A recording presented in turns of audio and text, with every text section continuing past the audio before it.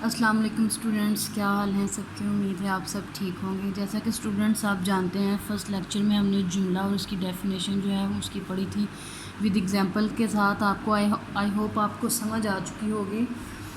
تو second lecture میں آج ہم نے کرنا ہے جملے کی اقسام۔ جملے کی اقسام کتنی ہوتی ہیں، اس میں کیا کیا ہوتا ہے؟ چلیں جی آغاز کرتے ہیں، پڑھتے ہیں۔ ہمارا ٹاپک ہے آج جملے کی اقسام۔ جملے کی 3 اقسام ہوتی ہیں۔ کتنی اقسام؟ 3۔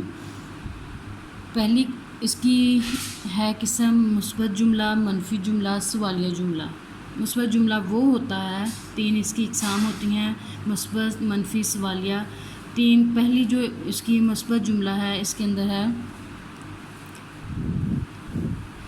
ایسا جملہ جس میں کسی کام کا کرنا یا ہونا سہنا پایا جائے، ٹھیک ہے، اس کو مثبت جملہ کہتے ہیں۔ مثلاً میں نے خط لکھا، کتاب میز پر ہے، میرا اسکول بڑا ہے۔ اس میں ایسا ہے جس میں کسی کام کا کرنا یا ہونا سہنا پایا جا رہا ہے، اس لیے اس کو کہتے ہیں مثبت جملہ۔ سیکنڈ اس کی جو ہے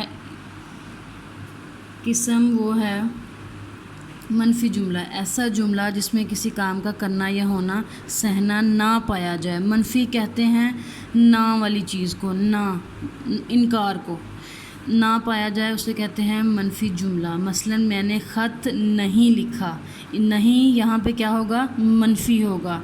کتاب میز پر نہیں ہے، یہ بھی کیا ہے؟ منفی کی اگزامپل ہے۔ میرا اسکول بڑا نہیں ہے، اس کا مطلب ہے یہ منفی جملہ ہے۔ آگے نیکسٹ اس کی تھرڈ اینڈ لاسٹ جو اس کی قسم ہے وہ ہے سوالیہ جملہ۔ ایسا جملہ جس میں کسی کام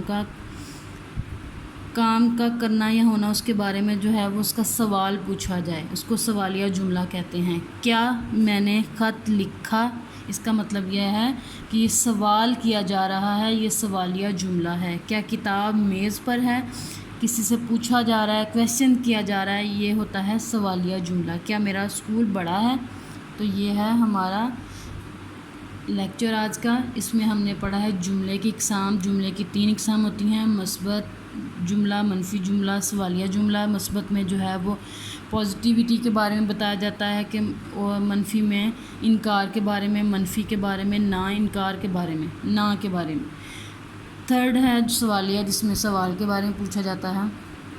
یہ تھا، میں نے آپ کو ریویو اس کو مطلب ریوائز کر دیا ہوا ہے۔